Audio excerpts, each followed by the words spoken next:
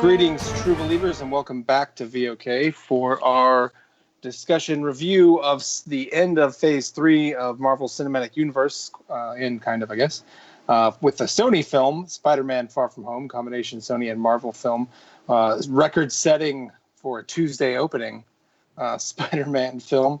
My name is Adam, also known as Drownedsnow on the podcast of Ice and Fire Forums, and I am joined by Abby. Hi, Daceymormont on the forums. Jock. I'm no Jock on the forums. Matt. Blue Armor on the forums. And Sara. So it's Sara, aka Lady Weaver on the forums. Excellent. So the team's all here. Perfect. Ready to discuss what seemed like a kind of odd Spider-Man outing in Europe, but kind of actually has a lot of implications for the Marvel Cinematic Universe. A lot of callbacks to the Marvel Cinematic Universe, oddly enough. But was a heck of a lot of fun. And as I said, it set a record for a Tuesday opening because they decided to release this on a Tuesday for some reason. Let's start with our, I don't know, how many drones would you give this? I give it like 4 Mysterio drones out of 5. It was really good. I liked it. What did you guys think? I'm the same. I'd give it about 4 out of 5, especially straight afterwards, because I found the movie very enjoyable. I was just like, oh yeah, 4. Easy, enjoyable movie. Good. But now I'm more like, is it a 3.5 or a 4? I'm not sure, but it's still very enjoyable. So maybe a 4. Yeah, I mean, it's a lot of fun coming off of the somewhat depressing moments that we had from Endgame. And just sort of the way that's gone. What about you, Matt? What do you think? Yeah, no, I agree. I give it about a 4. I've gone up and down on it. As I really enjoyed the movie while I was watching it, and then the first post-credit scene happened, and superhero enemy of the state, it might be one of my least favorite tropes in comic book stories, and they've already done it. And like they've already done it with Civil War, and so it was just one of those things where what they were setting up for the next movie really left a sour taste in my mouth. But talking with you guys more, I've come back around on it because there's several different ways they can go and it'll be fine. I mean, Adam, you point out that it could just be setting up his status quo in the comics where like half the people like him and half the people think he's a menace. And so that might not really have as big of a deal as they made out to be, although revealing his identity seems extreme, although it could be a sweet lead into a Kraven the Hunter plotline. But we'll see. But overall, while I was watching the film, it was very enjoyable. It's similar to Ant-Man and the Wasp, although I think this one was a little better. But in terms of like a palate cleanser after the big Avengers movie, I will admit it is a little hard going from something like Endgame, which had such weight to it, and so the emotional moments really landed. Whereas here they just don't land as strong because they don't have the history and the punch behind them. But it was still an enjoyable film. The best part is Jake Gyllenhaal. He was pitch perfect as Mysterio. Yeah, I don't think you could have done any better than what they did. And that's one of my favorite things in seeing these Marvel movies, just to take ridiculous, over the top villains and make them like interesting and menacing in like a real world scenario. And they've done it twice now with both the Vulture and now Mysterio. And it's great. I like I think they're on a hot streak in the MCU in general with some villains lately, like what they did with Killmonger and Vulture, and I mean, it's all stuff to get into for sure. I think where we're going. Obviously this is full spoilers in case anyone doesn't realize that. Right? Yeah. I mean, like most of us were just watching the entire movie, just waiting for the Mysterio turn. Right. And yeah, Jake Gyllenhaal just did a great job. And I mean, it's especially ironic because he almost replaced Tobey Maguire at one point back in the day. Oh, really? Yeah. So we'll get into that. But yeah, I was very surprised at how well Mysterio worked. Yeah, and I was confident of his, of Jake's ability going in. So, and the story brought it to match. Although plot contrivances, whatever. So yeah, overall enjoyable film. Action was good too. The post credit scene maybe like try to pull at some threads I would normally just let go. So we can talk about those later. But still, a solid, enjoyable movie. I'll give it 3 out of 5. Similar sort of things. I like how Mysterio seems to be modelled after Steve Jobs. It loses the point with me because they referred to AC/DC as Led Zeppelin. Right. That was. I mean, it was. Yeah. It was an on-purpose joke. Yeah. Yeah. There was a lot of that. Tony said you wouldn't get this because it wasn't in Star Wars. All right. Yeah. That really old movie. That old movie. Trying to find my notes over here. What did you think, Abby? So while everyone else was giving their score, I just updated my Letterboxd score from a 3 to a 3.5 because on further thought, I actually enjoyed it a lot more than I thought I did. I didn't like it as much as Homecoming, which like after I finished it, I immediately wanted to see it again. And this one, sorry, I finished it and I had a good time. But I think it's because I haven't seen Captain Marvel and maybe a couple others, so I think I was confused about some of the references that people in my theater were like clapping for. So I was a little confused, but I laughed a lot. It was fun. I liked the twist, even though I knew it was coming. I thought they handled it really well. I love Tom Holland so much. And Zendaya's character actually didn't annoy me as much as I thought she would. So that was good. It was a fun time. Yeah, I really liked their quirky little thing they had going on. I thought it worked really well in this movie. Yeah, I just have something against I just pretentious teenage characters because I was a pretentious teenager. So it's like you don't like people's actions that reflect yourself. You feel like they're overly written and smarter than teenagers really are. Yeah, it's like a John Green book where no teenager actually talks the way that characters talk in John Green book. So it just drives me crazy. But she wasn't as pretentious as I was expecting them to make her. So that was good. See, I prefer that. I don't, I don't like watching children characters in general, or people with a significant amount younger than me, just because they're, I can't relate to them anymore.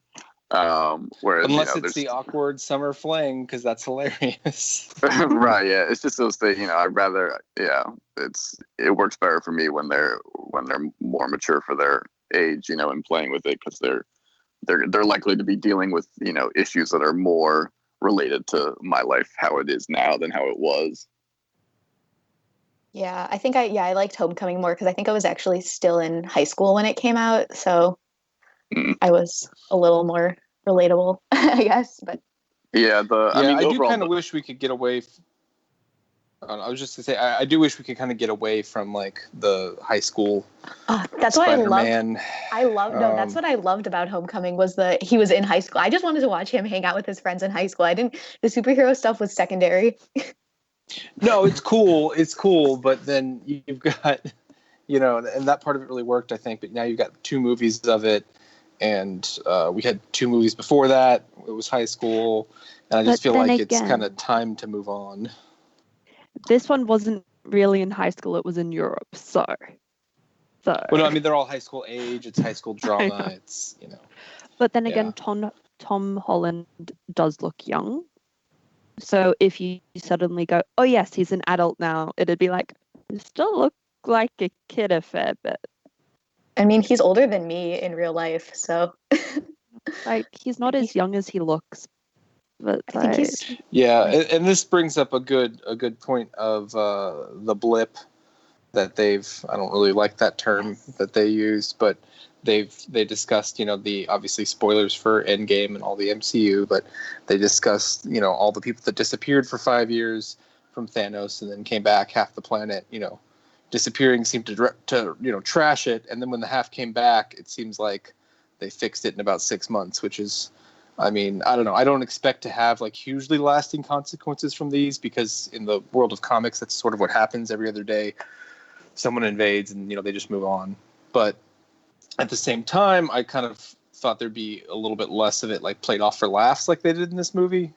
So I don't know. It's both good, especially going forward, and also kind of, it was a little surprising, but this is not meant to be, that heavy, dark, tone. So I don't really know how else they would have handled it, but yeah, and I mean, this is what how they handle it here is about what I expected it to be, and it's one of the problems, from that post-credit scene I had with the third movie, because if they're really gonna dive deep into that, they would have to spend a significant amount of time explaining, kind of how society, has reacted to the people coming back, and how things have changed, and like how the world is now, different from how we would normally see it, in our thing. It's something I kind of do want them to tackle going forward. I kind of hope they include it. It doesn't have to be just this movie, but then just like the MCU in general. I really think they should, because it's a 5-year time gap. And for the people that remained here, that's 5 years of their lives that they could have started a family with a whole new person, like a new person, a new family, even though they lost people in the snap. And then they've come back and it's going, well, now I have 2 families, don't I? Like that sort of thing. Whereas right. Aunt May just had, oh yeah, I came back and other people were in my apartment. But for the people that remained, that's 5 years of their lives that's just kind of up in air a bit. Or the people that disappeared, that's 5 years that disappeared for them, that half the population lived through. Why would other people be in your apartment when suddenly like half the homes are empty? I don't think you need to like. Well, it's like, okay, I feel like this is It'd a bad. feel like that's a better apartment and the property prices have gone down a lot, so you can move in. Gonna upgrade. That's what it is. Yeah, I feel like, okay, this is probably a really bad comparison, but during the World War II, a lot of people during the Holocaust, like a lot of people took over the houses that the Jewish people were living in, because I don't know, maybe they just had, they wanted the house. It was maybe in like a nicer area or something. So, yeah. You mean just like the civilians did that, or like the soldiers? Yeah, there was like, no, the civilians. Like it was very common where after they were evicted, someone would just move into their apartment or their house from maybe somewhere else, because opportunists. Yeah, opportunistic. Maybe the original homeowner lived in a nicer area or whatever of the city. Yeah, I think the disappointment for me comes that they did touch on this. They mentioned that the one teacher's like, my wife pretended to blip, but she'd just run off with her personal trainer. Ha ha ha. Or like there was someone else that mentioned like, well, I came back and my husband had another family. So funny. You're like, not really. I mean, it's cool that you're mentioning that, but like the emotions don't seem to line up. I think like it would take more than 6 months to just be chill with that. I don't know. I think it really would have bogged down the movie though, because the tone of the movie was very comedic. And so I think... Oh, yeah, I agree. I agree on that. I think maybe they could, I don't know, tackle it in another movie. I would say Captain America movie would be good, but obviously we're not going to... Those seem to be a little more serious, so... maybe avoid, like, serious things like that, where, like, someone comes home and they have another family, like, that. Don't play that off for laughs. I don't know. That's, like, my one kind of thing that felt a little off to me. Yeah, something that kind of surprised me while I was watching this film is that I've kind of realized that this type of light and funny and chill Marvel movie is, I'm kind of leaning away of having as much enthusiasm for these types of Marvel movies as I've had in the past. And yeah, it's mainly because of just how much I liked Endgame. And so, I'm kind of, I kind of want like the Marvel MCU as a whole to just keep going along these more like serious and weighty style movies, rather than just the fun light romps. And lost my train of thought. But that's the world point. was in peril in this movie, sort of both, imagined peril and then real peril. Right, yeah, but it was. I mean, It was all theatrics, and yeah. Yeah, we never got any sense of that. It was, it was a personal struggle. With Peter, that was the focus of the movie. The Avengers are on vacation. Right, so. which is another thing that can't continue to be a thing. Right, you had to do it, and the only way that they made it work for me was at the end when they pulled out Skrull Nick Fury, and you're like, oh, okay, that's why he was kind of like it's not like Talos is an idiot, but he's not Nick Fury, so it makes sense some of the mistakes that you see him make. Yeah, no, I did kind of like that, and some of the lines in the movie then stood out.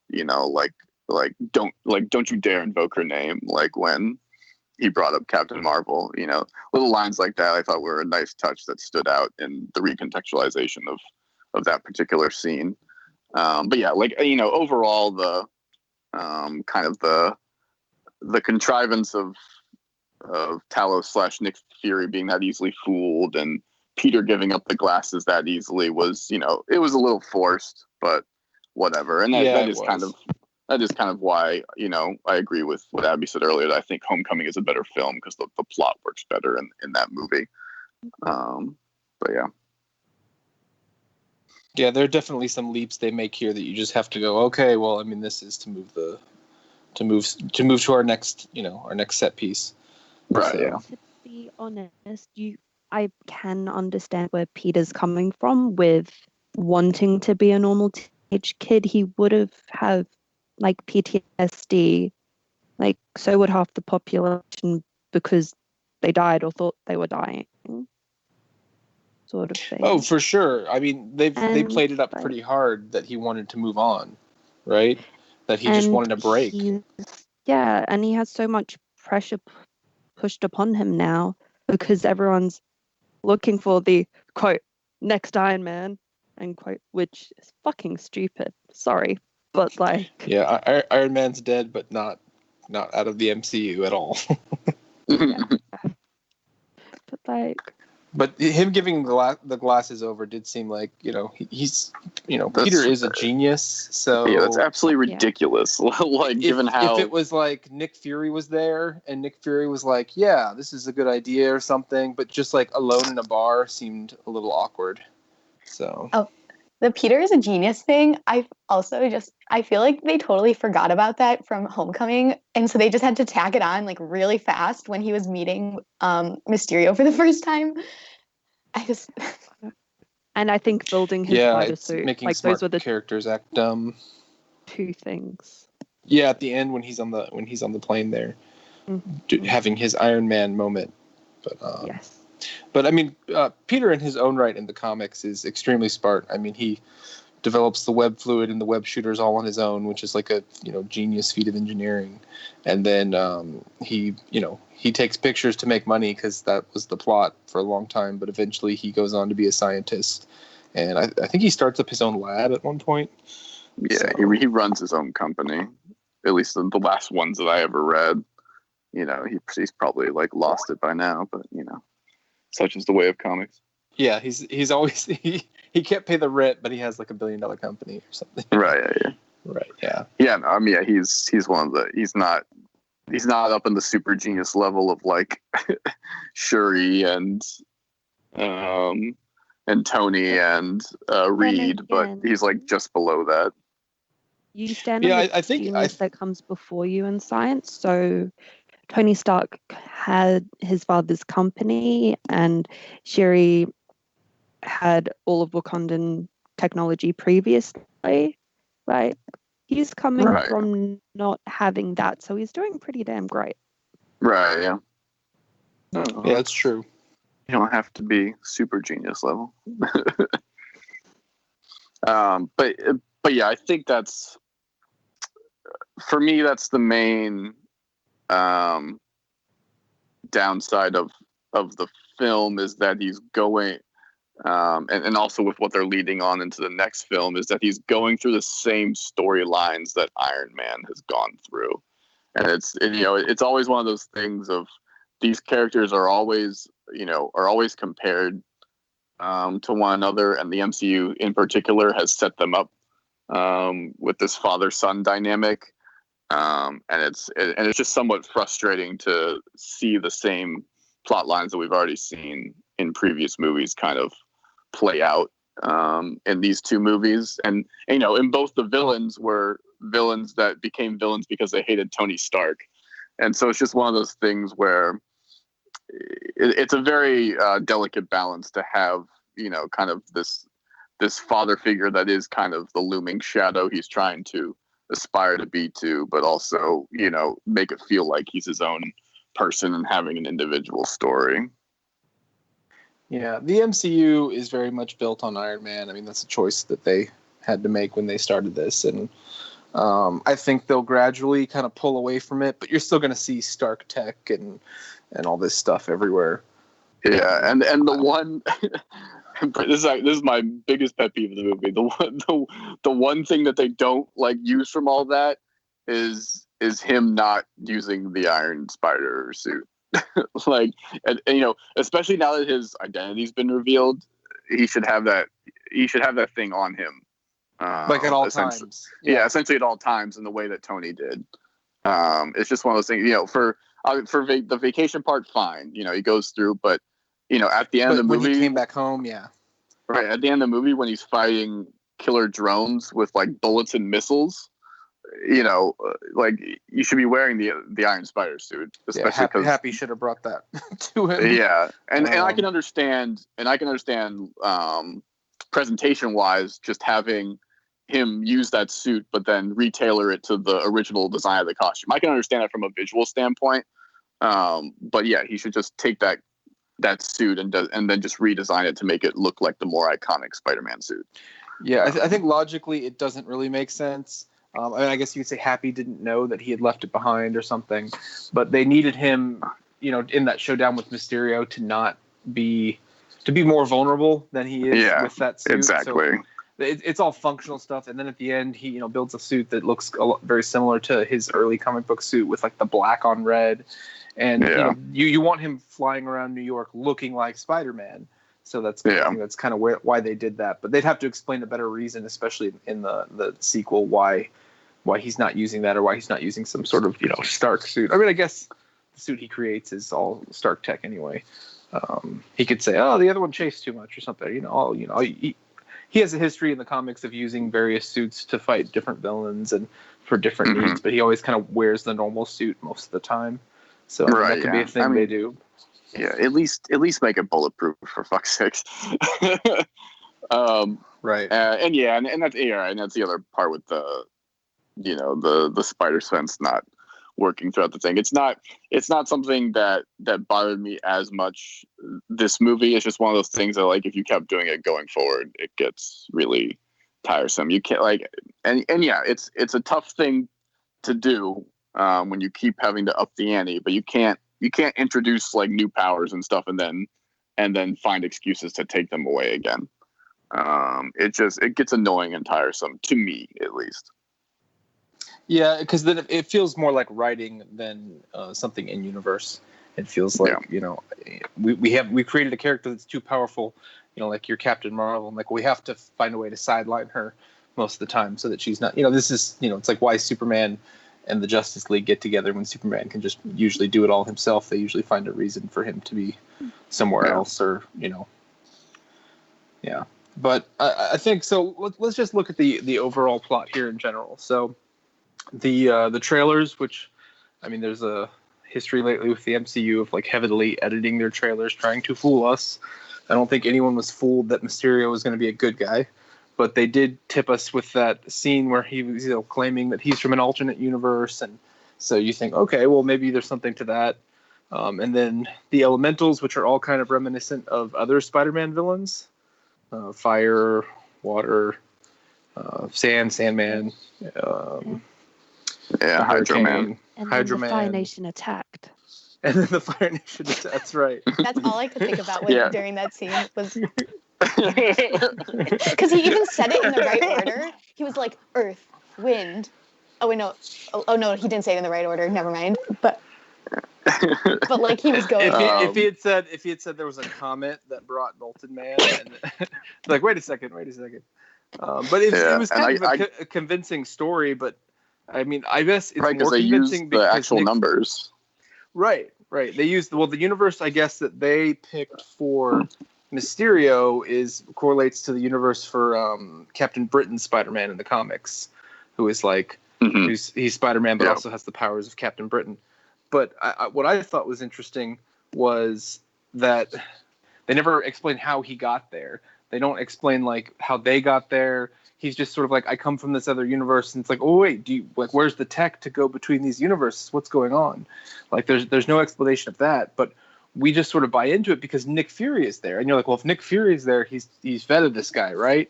But then of course we find out it's not Nick Fury. So I think that's maybe like they had to include him for audience credibility. Like even though a turn was happening, I didn't expect that it was going to be necessarily like full on. Oh look, he's got the drones and the holograms and that sort of thing. I thought maybe he was from another universe and he was a villain still. He had some plan to conquer our universe. I had no idea. Yeah, I think that's the main point where I thought that even if Mysterio was a villain and lying, where I thought the metaverse, the multiverse thing could be something they were setting up for the future. Yeah, I knew that Mysterio's power was illusion, so I was kind of anticipating that it was an all illusion, but the stuff with buildings being destroyed, I think they did a good job of subverting it, because I knew that he was going to end up being evil, and I was like, I think this is supposed to be fake, but it's so real. But how? Yeah. Yeah. This CG looks really good.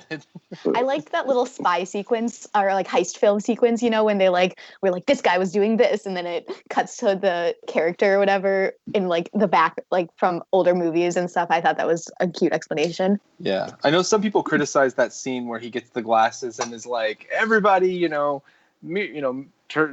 turn away the mirrors, turn off the holograms, and they start laughing. And he's like, Bob, you're great. And Bill, you're great. And he's just like, I liked that scene. I thought it was amazing. Yeah, I was stunned. That's this stereotypical like drama, like theater actor sort of thing. Yeah. And so the Mysterio in the comics, his origin was as a what was he, like a stuntman or like a special effects type guy? Both. And so that's where he learned his craft and was able to put that into, creating illusions to rob banks and all that. And it evolves into holograms and robots and all this other complicated stuff, which is so very similar to what he ends up with here. But I even though, like, they're still tying it very much to Tony Stark, I do like the way they did that, because this is all very high level, expensive technology that it would be hard to explain how some rando has this. So he's got like this whole think tank. It's sort of like, Google gone bad, that I think works out pretty well. Yeah, and he's kind of the megalomaniac, cult of personality type to pull it together. And that's why, I agree with kind of a review I saw before I went to see the film where, they vaguely mentioned that, there was a point in the movie that, is essentially an info dump, and that if it wasn't for Jake Gyllenhaal, like that scene could turn out to be like really like corny and silly, but because he's so good in the role, like he just makes it work through like force of will. And like sheer charisma. Jake Gyllenhaal's amazing. Just I mean he's always been such an incredible actor. I mean, I felt the movie kind of didn't really start until we had that reveal almost. Like, which is crazy to say, because I think that's almost like an hour into the movie, and a lot happens, where they're chasing down these elementals, and they move from Venice to Prague, and there's a lot going on with the class and with Peter, but it just felt like, oh, now this is the movie. But is all of the first part all really act one, and then it finally hits like your second and third act with that reveal, because like Yeah, and I Yeah. think I agree with you, Adam, but I think that worked in the movie's favor, where sometimes you need that act one, like, to make it a complete film when you're doing a standalone story like this, where I think sometimes the MCU gets too far away from that, and it just becomes We're cutting Thanos' head off in the first 5 minutes. Right. Well, in that case, it makes sense, because this is all the heavy lifting was done in previous movies. But even in some of their standalone films, they don't spend enough time like setting it up in the first act. And actually, I really enjoyed kind of the action pieces. Before that, mainly the big one in, was it Prague, where Venice. Venice. Yeah. Sorry about that. And really honestly, one of my favorite moments of the film, and one of the most like emotionally impacting moments, is Mysterio like pretending during that fight, where he acts like the monster's getting too powerful. It's like all right, this is it. Like, and he's like, what are you gonna do? He's like, what I should have done last time. And I really like that moment from him, where he just goes up and dives into the elemental. It was a fun thing, and that's kind of like the type of weight I was kind of like looking for in this movie, and I really enjoyed that. But the thing is, they didn't even have any stunt makeup on afterwards to make it look like he'd actually done something and almost died. It was just like, yeah, no, I'm fine, moving perfectly fine. The fishbowl protects him. Come on. It's his mystical power suit that's never explained. It took me a minute too to realize that like all of that was just hologram. You know what I mean? Because you see him and he shakes people's hands, and I'm like, well, how much of the suit is real? And then when you see him in his like CGI tracking getup, you're like, oh, like that's pretty much all. Like, there's no suit. He doesn't fly around. That's like all BS, which is pretty ballsy. Right. On his part. Yeah. Right, yeah, he does. He has he has that one like random suit that I think he uses from time to time. The real one that's just a costume. Right, and he overlays and the way he's able to like shake someone's hand and then fly away a minute later is like the drones make him disappear and then have the overlay of the hologram reappear, and it's very clever. Like, I don't think it's really until when Peter goes inside the illusion and you kind of see how it's all working, that you get a better feel for what's going on. Right. Yeah. And oh no, go ahead, Abby. No, mine. It's a little off topic, so I'll wait. No, the only thing I was going to say is like that's the only hint they give that it actually is fake, when Peter tries to shoot the web at the Ferris wheel, and then it like hits like an electromagnetic field or something. I thought it hit one of the projectors, and that's why it bounced off. That's probably what it was. No, I was going to ask if did any of you guys see this movie in 3D? Because I didn't, because I hate 3D movies, but I feel like all the sequences would have worked really well in 3D, and the action and stuff. I feel like this movie actually set itself up. Good. Yeah, you might be right. Not. Okay, no, I was just wondering if someone had an opinion. Nope, I wear I'm glasses not a 3D in real life. So I hate 3D movies, but same. This one seems like it was meant to be watched in 3D. Yeah, I mean, every now and then there's a movie that works really well. Like, when the next Avatar comes out, I'm like, okay, I'll go. Yeah. I'll put the glasses on. Yeah, it's one of the few movies. Yeah, Avatar's one of the few movies ever. The next Avatars actually got shot for like VR,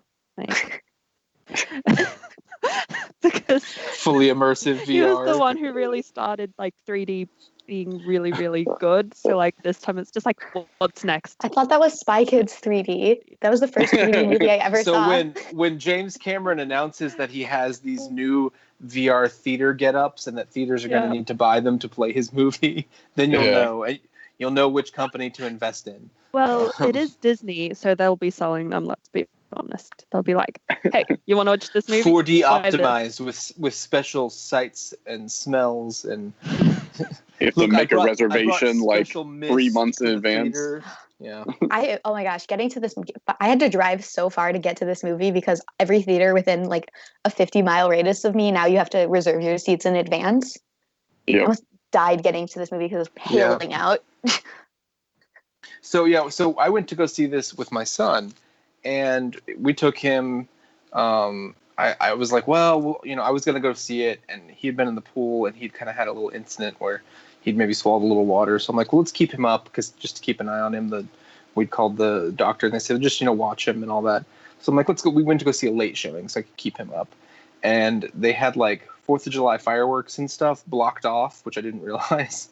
So like I couldn't get to the theater any of the normal ways, and then like it was a thunderstorm, so I had to like find my way around, and thankfully we had the reserved seats, but it took me like a theater that's 5 minutes away. It took me like 40 minutes to get to it. Yeah, I was so mad at my friend because I wanted to leave 15 minutes earlier, and she was like, "No, I just got back from the gym. I need a shower."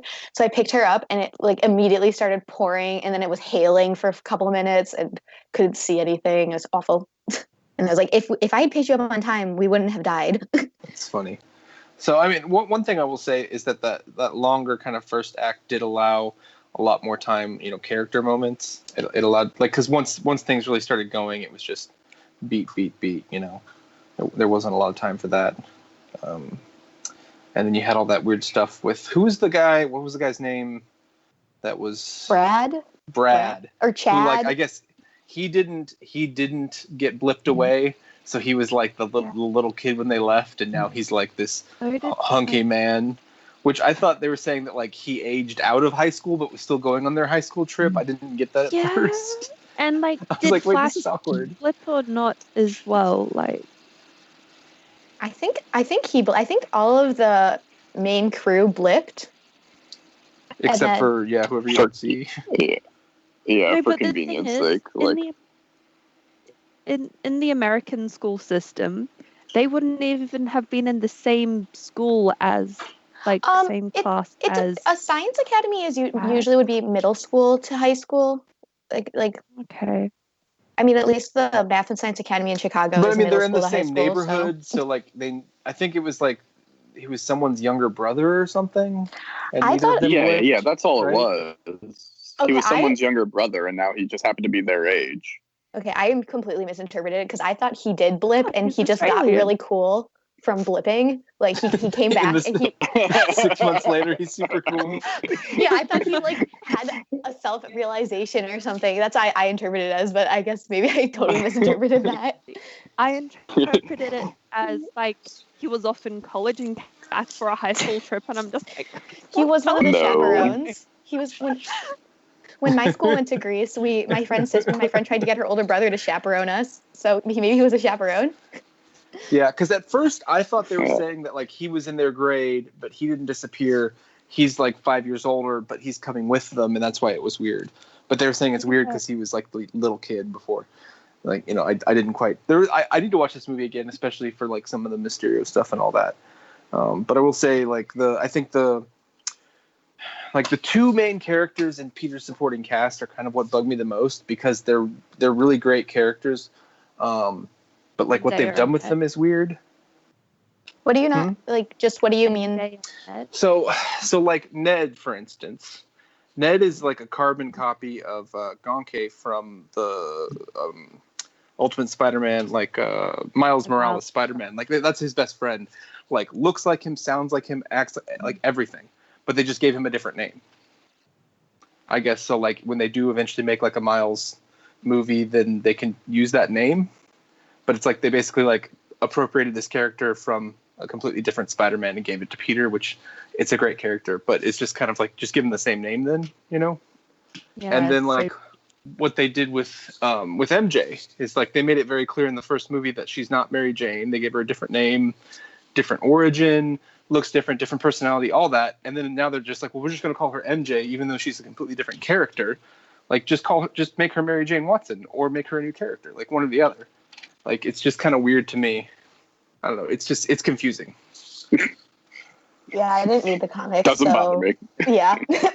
No, the character's great, but I mean, like, it would work either as Mary Jane Watson or as a new character. But like as Michelle Jones, who's like, we happen to call her MJ too. You're like, I don't know. That seems And the weird. thing is, are you hanging out for her to be killed off like Gwen Stacy was in The Amazing Spider-Man? So the real Mary Jane can come in later? Right. That's my point. I Is don't think so. she's meant to be the love interest, but like if you're not making her that character.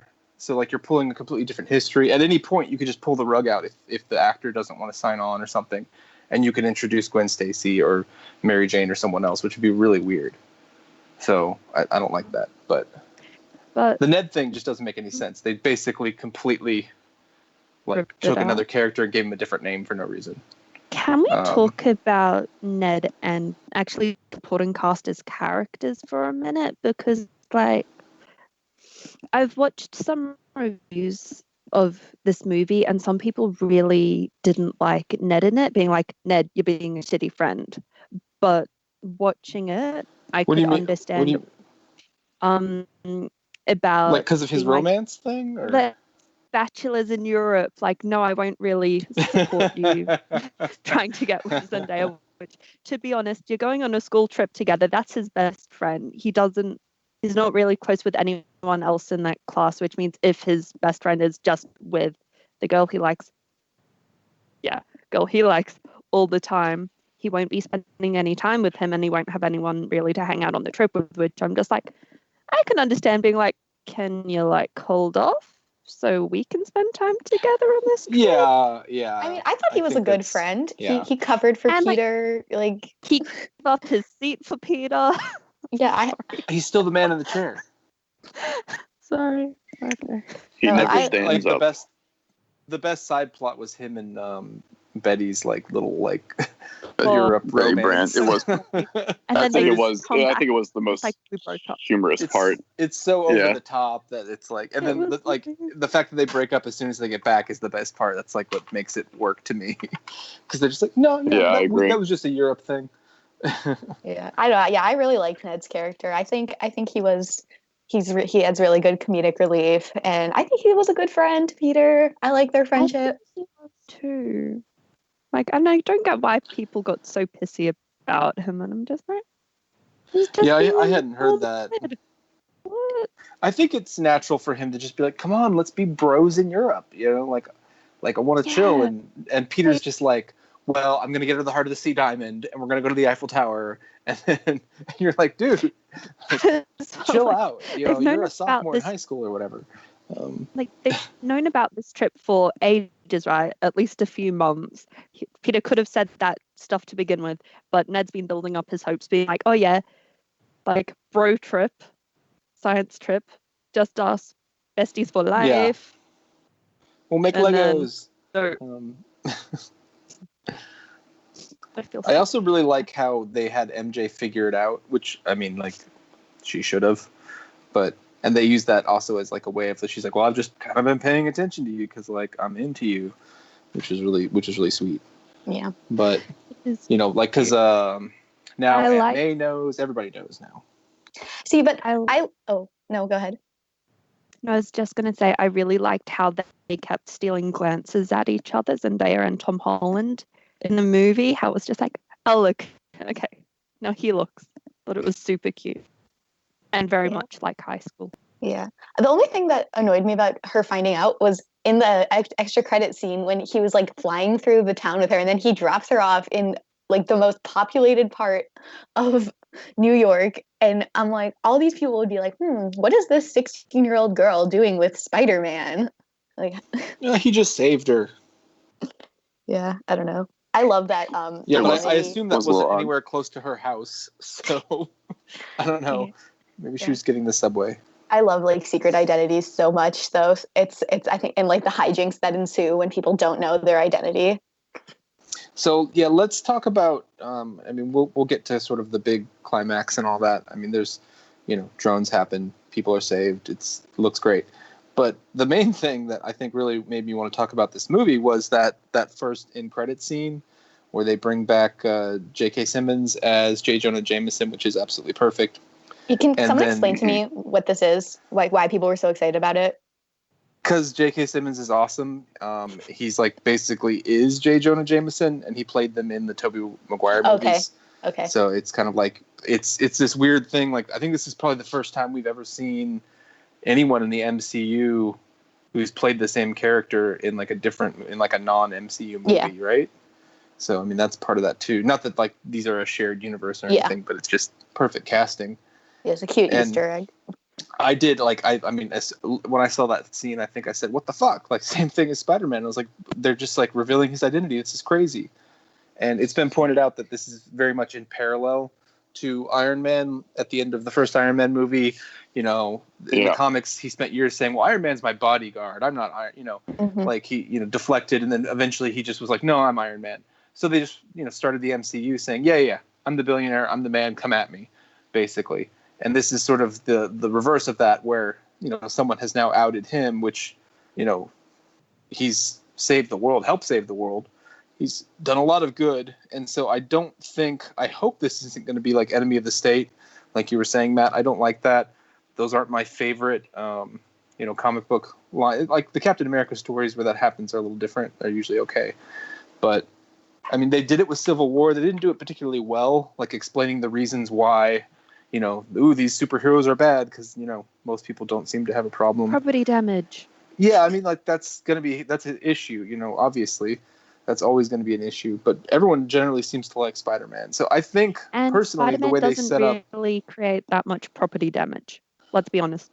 It's the people he's fighting, and so they, this is something that Jonah has always done in the comics, is blames, everything on Spider-Man. Like if Spider-Man shows up and the damage was already done, it's like, oh, his fight caught. Look at all this. If he wasn't there, like he saved people and stopped more people from dying, probably. But that's just not how Jonah Jameson thinks. But in the comics and in most of the past media, he runs a newspaper, the Daily Bugle, obviously. He's like Peter's boss. I want pictures of Spider-Man. So it seems like they've gotten very much away from that. Pictures of Spider-Man. That's right. Now it's like I also think that in the modern age, it's like Spider-Man's probably taking selfies and has his own Instagram account, and like everyone's taking pictures of Spider-Man. So that's you kind of have to get away from that. I think they've made him more of what he kind of became eventually in the comics, is like kind of like a fringe talk show host, almost like an Alex Jones InfoWars type guy, which is what I'm hoping they do, where he's just like this crazy guy who's like Peter Parker's Spider-Man and he's evil. And most of society says, right. Well, most of society says, well, no, man. Well, whatever. Peter Parker's Spider-Man. He saves people. Most of the city loves him. But then you get the crazies that subscribe to someone like an Alex Jones that maybe do cause strife for Peter in his personal life. Not that they're trying to arrest him, because you got Nick Fury and the Avengers and a whole bunch of people that would be on his side. So, if in the comic books, do they have James Jonah Jameson, trippy, Jigsaw Jameson, as being more of a conspiracy theorist that not many people believe, and people do think he's crazy, or do people initially think he is a reliable source of information? Because they could have it that people don't actually believe him on the news that's being broadcast. Yeah, that's what I'm hoping. But he is, in the comic books, he is a respected news publisher. He's done all kinds of articles that he was a journalist for years. It's just with Spider-Man, he has a blind spot. Vendetta. You'd say, he just doesn't like these costume heroes, and he hates Spider-Man. He doesn't hate Captain America. Vigilantes need to go to jail. Yeah, it's that sort of thing. So it's propaganda. His own staff is like, come on, Jonah, he saved people. No, I'm not going to print that. This is what we're printing. So some people that want to buy into it do. Some people don't. He's more legitimate than I think he would end up being here, I hope. So, because it's the newspaper. Then this is, back in the day, it's like the news. It's obviously the news is the news. You can trust it. And we live in a fake news era. Fake news jinx. I'm really annoyed that Peter didn't use Edith to crash the broadcast and to delete the video that they had of him. Well, cat's out of the bag, though. It's on the screen in Times Square, Like if it's too late. Edith, that's instant. If he had, but they're not just broadcasting it in Times Square. He could have had Like- Edith like constantly watching for like mentions of Peter Parker Spider-Man and like finding a way to scrub them or something. But Yeah. Well, he could have. I doubt he knew that something like this was going to happen, but he could have, when it was happening, have her stop the actual production, and then that would cut the whole feed, Stop I them guess. from being able to stream it. Yeah, Because if something- it's a live show that's airing at that point in time, they could have cut the broadcast and stopped it from streaming, like interrupted the signal. Yeah. like I said, I hope that Nick Fury and the Avengers and everyone else is like, no, this is the truth. This is what happened. We know, I hope that comes out. I think the main thing here is that his identity is going to be blown. I just you feel know. so bad for him though, because now he can't finish high school. Flash Thompson is Well, going to be pissed. No, Flash Thompson is going to be like, what happened? Like, what? Yeah. He's gonna be like Flash fake Thompson, news. they've set up a little. They've set him up a little differently. Like he was like the jock who like Mhm. hated Peter but loved Spider-Man. Now he kind of like hates Peter but loves Spider-Man. But he's like the rich kid kind of. He's almost like Norman Osborn, or I mean Harry Osborn. So I guess I you wonder if can't- he becomes a villain at some point. I guess you can't really have jocks at a science school. Do they have sports teams? I think they do. I think it's more his persona and how he portrays himself, and he's obviously trying to be social media famous. So definite jock now, absolutely. Influencer Flash Thompson. Social Yeah. influencer. Can I get free upgrades for everything? Can I get this free? I'll I pay mean, you an also- exposure. I feel like in this era now, people who do sports, there's no like jock. It's like, oh, you do a sport, that's cool. But Has that changed I don't know. I mean, obviously it's been a while since I've been in high school. where I went to school, first of all, like football was not really big where I went to school, and the theater department was a lot bigger. So the like people paid more attention to the theater kids, I guess. But I mean, I had a lot of friends that did sports, and then they also did like theater and like decathlon and like that kind of stuff. I think it's very different now in that era of what is cool and what is not.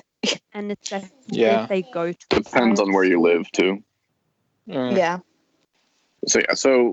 Overall, all about this scene. I obviously love the cameo of J.K. Simmons. It's one of those tricky roles where they can't. It's very difficult to recast it just because of how perfect he is. There are probably a few people that could pull it off, although it would have to be a different style.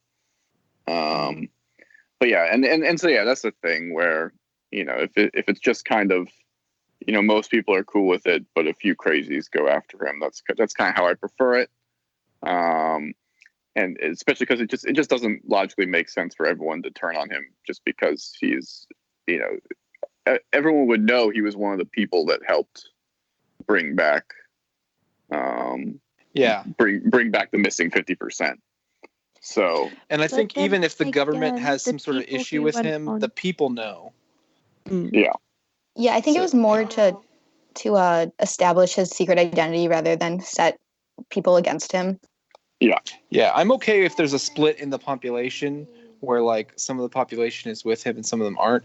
I just don't want the government being like time to kill Spider-Man or something, you know what I mean? yeah, exactly. I mean this is something Mysterio did in the past, where he'd frame Spider-Man for murder or whatever. But that was well before Spider-Man did anything with the Avengers or, any of this stuff. Like he wasn't on this level. So yeah. when Spider-Man's identity was actually revealed in the comics, it was during the first Civil War. So he was like Captain America and Iron Man and all that. Yeah, that was a turning point. In Civil that was like War, the big thing was Peter Parker, and some people felt kind of like they were weird, they were betrayed. Like Jonah was kind of like weird about it, but like the main thing was like his enemies came after him, and then they eventually reversed that so that no one knew who he was through magic. But it wasn't like the government, because he was on the side of the government anyway. He was with Iron Man, initially anyway. So. Yeah, and that and that's the problem. That's a potential pitfall going forward where it worked with Tony coming out as Iron Man, where he just went, "Come at me, bro," because it's just him. And Whereas he has Peter a lot of has a security Yeah, he doesn't live in and an can apartment. afford to pay people to make sure he is safe and already had a team in place to do that. Whereas Peter's just a So, normal, wait, ordinary kid. Does Peter have like stock in the company now, or like he basically has control over this worldwide apparatus that Iron Man left behind? It's like, is he rich too? I mean, he has all the resources at his command, I think. he should be. It's just whether or not they address it or not. Maybe they have it as more of a he is not rich, however, he has access through Happy and Pepper to Stark funds, and whether they have a special account for crime fighting, saving the world, that sort of thing. Yeah, Like, that would be nice, like some sort of like spider corporation. Yeah, I honestly would have expected like Tony to just leave a trust for Peter, to be honest, in the same way that he would his own daughter. That just seems how it would logically make sense with their relationship. I thought the blip was how they were going to reintroduce Spider-Man in poverty, working class American dream sort of thing. Oh, like he was gonna like have lost everything in the time he was gone.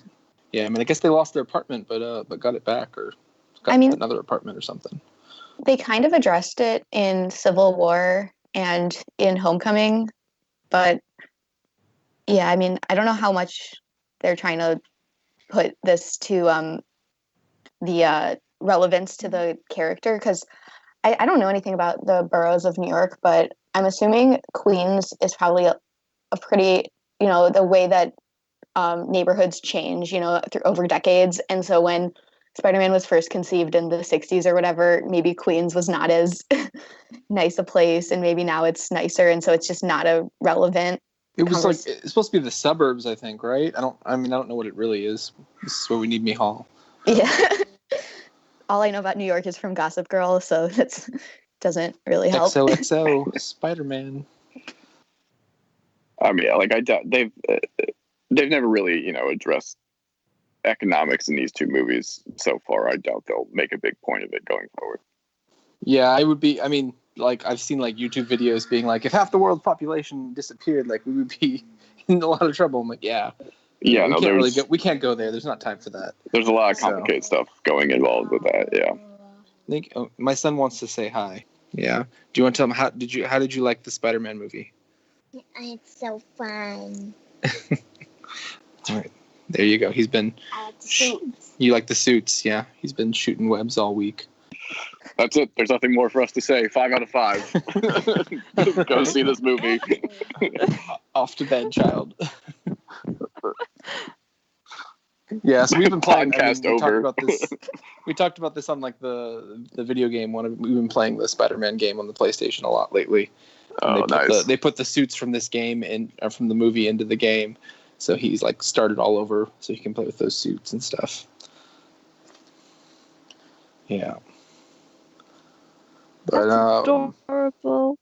Young kids are so obsessive. I guess the last thing to talk about is Skrull Nick Fury.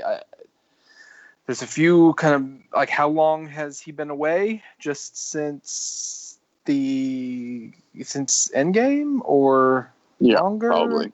I feel because he was snapped. Yeah, he mentions that he was at the funeral, but that's obviously this. Talos says that. So was he really at the funeral, or was Fury at the funeral? Probably Fury. Yeah, and then he left him the glasses and said, "Hey, go give these to Peter." And he is on board a spaceship or space station or something with a bunch of Skrulls that we don't really know what's going on. Yeah. With the spaceship, if anyone's Australian and you've seen Silver Sun, The Silver Sun was an Australian TV show from like the early 2000s. They have an actual device that's completely like what Nick Fury was using at the end. So they actually have a room in, and it actually looked like that. And like you could pretend you were on the beach or whatever, and you could go surfing and come back. But, sorry. Yeah, and I mean they a had a lot similar of thing on Agents sci-fi of S.H.I.E.L.D. stuff does it, yeah. I just thought it was interesting. He had maybe like a little pot belly. He was kind of like didn't have his shoes on. He was like on vacation in space, and suddenly, I guess he's saying, "I got to go back to Earth." I don't know if they just did this because they thought it would be fun with all the theories people made about Captain Marvel, or if they'd intended this to begin with. Or I don't think like Nick Fury was a Skrull for most of the MCU. So No. I think he just needed a break and wanted someone to keep an eye on things because Black Widow's gone and all that.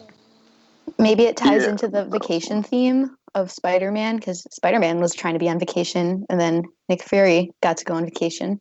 So it's Yeah, and the world almost ended. Or well, I guess he wasn't gonna. Those drones couldn't have like destroyed the world or anything, but there was presumably going to be some sort of like superhero summit. So I don't know.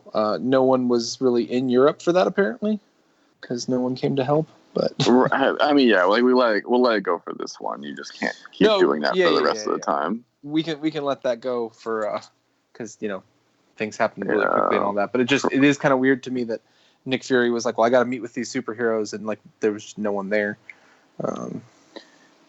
Right. Yeah. So I think, I mean, so obviously the scene is, it's just meant to further hint at the fact that we know the MCU is going more cosmic in the future.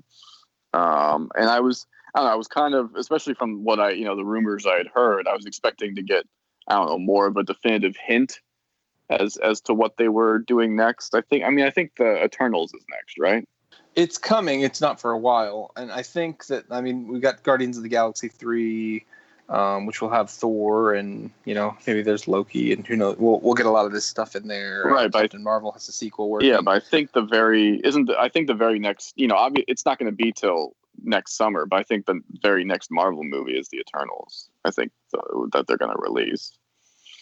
At least that's as far as they'll give us a bigger, a more thorough schedule at Comic-Con or whatever.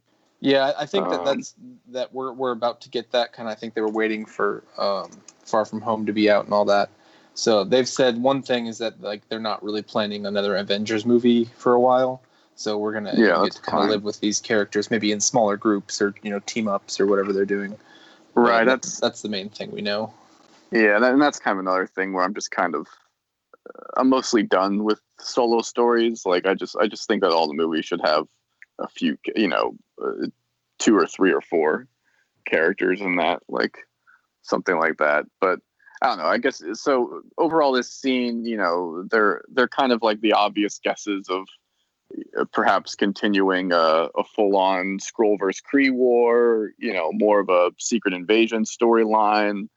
And then there's also the possibility of just setting up S.W.O.R.D, which is essentially the space version of S.H.I.E.L.D. I would like S.W.O.R.D. I always liked what they had going on, and especially because they haven't reconstituted S.H.I.E.L.D. in the MCU, which is something they really should have done by now. Yeah, for sure. They really need to get on that.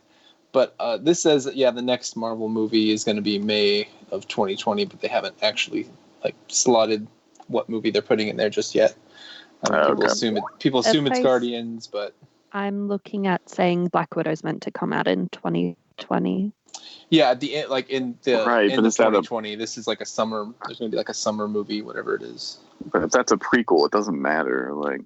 Actually, but a Guardians if it takes place during the Galaxy 5 years, movie, they hadn't even started filming it end of last year. When was because they only brought James Gunn back a few months ago. Yeah. Black Widow's definitely filming at the moment, so I think it'll probably be that. Maybe they move it up. And yes, the Eternals is meant to come out in 2020 as well.